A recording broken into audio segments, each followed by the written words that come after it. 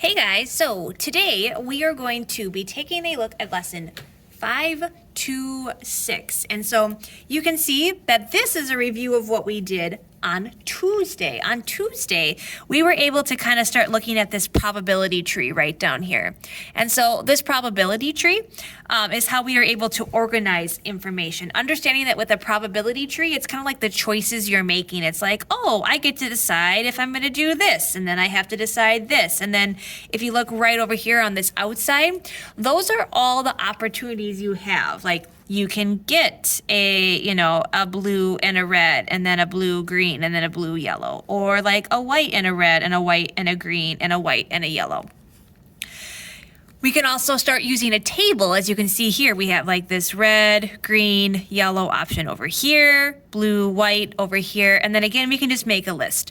We learned that making a list is easy if it's like one or two things that we're working with, but like when we were talking about like that ice cream shop, we had like chocolate and vanilla, and then we had like what type of mix-ins we want, hazelnut and sprinkles or toffee bits, and then it was like, what type of fruit swirl do you want? And it's like, yeah, that's way too many. No, I can't do this. So these are the types of different models that we use for our probabilities. So today, we're going to be taking a look at what if the events are not equally likely, okay? So up until this point, it's like we've been kind of talking through like, oh, this works and oh, this works because they're all equal chances. But what if they're not? So in lesson 525, which was Tuesday, we used systematic lists. So like listing out, like what options we had. We made probability tables and we focused on that probability tree to organize the outcomes of different probability situations.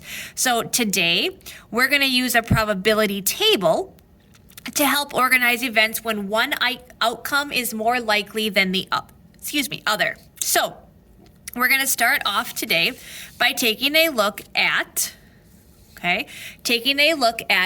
question 76. And it says, Nina is buying a new pet fish. At the pet store, the fish tank has an equal number of two kinds of fish. There's tetras and there's guppies.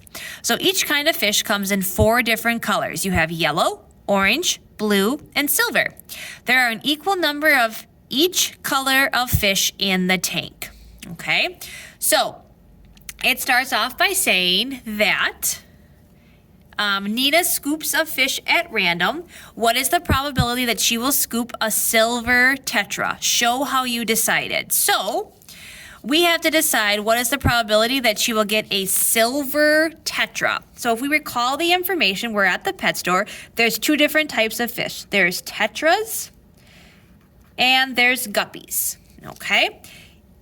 Each fish comes in 4 different colors. So 1, 2, 3, 4. 1, 2, 3, 4.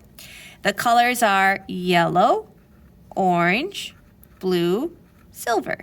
Yellow, orange, blue, silver. So as you can see, I have 1, 2, 3, 4, 5, 6, 7, 8 different options for fish in the tank. Okay. Of these 8 options, how many of them are going to be a silver tetra? So here's my tetra, there's silver, only 1 of those options. So the probability of getting a silver tetra is going to be 1 out of my 8 different options. Oops, I got off the film a little bit. 1 out of my 8 options. Okay, and so let's check our thinking. 1, 8, yes it is. So next it says, Nina set up the table below to organize the different outcomes. She represented the kind of fish on one side of her table and the possibilities of the other. What do the fractions inside her table represent? So if we look at this lovely table right here, there we go. We can kind of see it. Perfect. This is what she did. So if you notice, I have tetra and guppy, kind of like our probability tree. Like this is the first choice we have to make. Are we going to get a tetra or are we going to get a guppy? Okay. And then as I go across the top of my table, these are the colors it comes in. It comes in yellow and orange and blue and silver. Okay, and it says if I get a yellow tetra, there's a 1/8 chance. An orange tetra is a 1/8. A blue orange is a 1/8. A silver tetra is a 1/8. Oh, okay. All right. If I start looking at these, what do you think that these fractions inside mean? What do you think those fractions inside this represent? Hopefully you were able to see that the fractions inside represent the fact that these are the possible outcomes that you have. Like there's 8 different choices and there's 1 probability. Like they scoop out, basically they tell you like what's the likelihood that's going to happen. These are the fractions that are inside. As Nina looked at this table, she noticed that her table looked a lot like a rectangle with areas divided into different parts. She asked herself, could that help me calculate the probabilities, she wondered? She used the length and width of the silver tetra section to set up this equation. So we have 1/4, so 1, 2, 3, there's 1 of 4 pieces, and 1/2 equal 1/8. So let's pause for a moment. How does this equation relate to length and width in the area of this section? Does it match the probability you found? So I want you to think about that. I'm going to write that just nice little bigger. So she was able to take her little rectangle. Okay, she broke it into 4 sections. And she broke it into half. Okay, and each of these, she said, were 1/8. There's your guppy, your tetra, your yellow, orange, blue, silver. 1/8, 1/8, 1/8. 1/8, 1/8, and 1/8. And she said that she took 1/4 times 1/2 and got 1/8. What do these pieces represent? Hopefully you were able to see that they represent the sections or the pieces or the different choices you have. This is broken into fourths, 1, 2, 3, 4. This is the width of our rectangle, where the length is half. This half is guppy, half is tetra. The 1/8 shows you how many total pieces you have to work with. We're going to be using this type of information today to see if we can figure out the probabilities for events. Okay, so if we were to figure out the whole entire area of this whole shape, we know that it's 1. If we have all of them, it's 1 because we have 8 of our 8 pieces. So let's take a look at the next problem. Alrighty. So our next problem over here, get that all set. All right. Our next problem is looking at this probability tree right here. It says Nina decided to see if her thinking about finding area would help find other probabilities. She put 3 cubes in a bag, 2 blue cubes. So there's your 2 blue cubes. She pulled out, and 1 yellow cube, excuse me. So there's 2 blue cubes and 1 yellow cube. She pulled out 1 cube. So she takes a cube, pulls it out, puts it back in the bag, and then drew another. Okay, so we're not changing anything. Pull out a cube, put it back in, pull out another cube. Okay, so use a systematic or probability tree to organize the possible combinations she could draw. So we kind of have that probability tree over here. Okay, so how many possible combinations could you draw? Again, all of that information is found from the list. So can you look at this list right here and tell me how many different combinations of drawings do you have?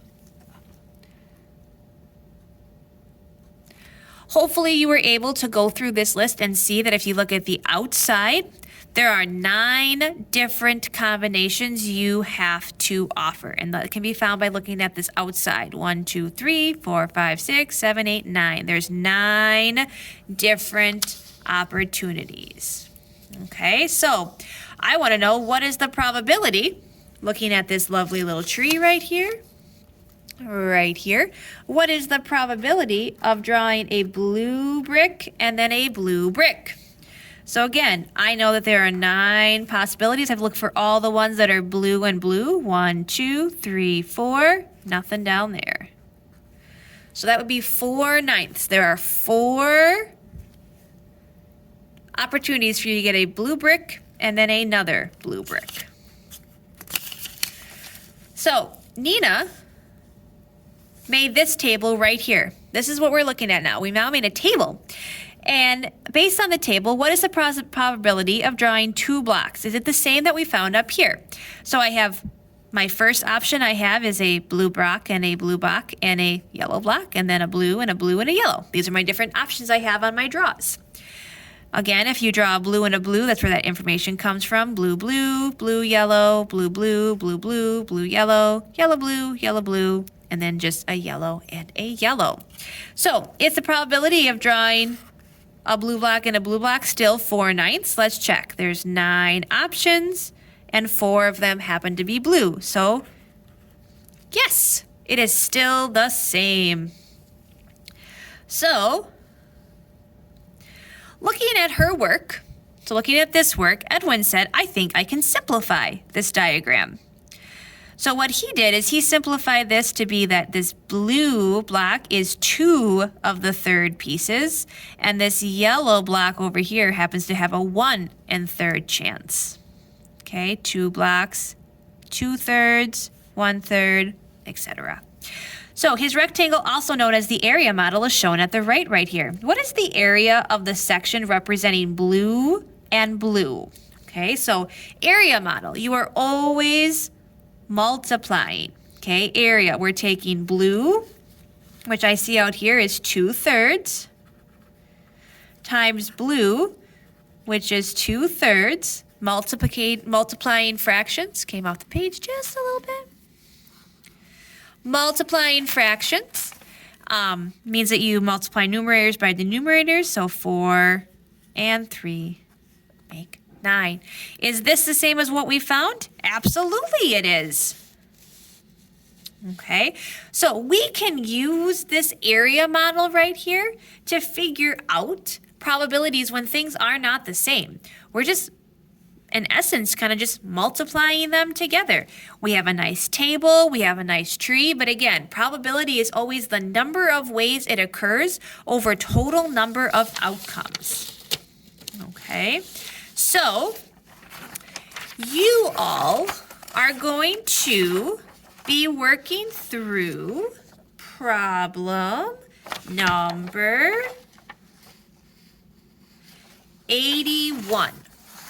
Okay, problem number 81. So I'm going to read it aloud to you, and then you're going to see various Edpuzzle slides that come with it that walk you through how you can go about solving this one. So for problem 81, it says, Rule had imagined the spinners were divided into equal parts before he saw them. He created the probability table at the right to organize the outcomes. I thought there would be a 1 in 3 chance of spinning a 3 on spinner A, but now I see that the spinners I know is not true. I need to make a new rectangle in order to find the probability. Okay? So we're going to create a new rectangle, label the top row and the left column with numbers of each spinner and their probabilities, okay? So you're going to end up with a drawing that kind of looks like this. You're then going to use your drawing to write a multiplication problem, okay? And then you're going to complete your drawing to figure out what's the probability, okay? So I'm going to give you guys quite a bit of time to work through that. After you finish problem 81, okay, you guys are going to get started on your review and preview. Your review and preview for today, and I'm going to go ahead and grab that for all of you. Your review and preview .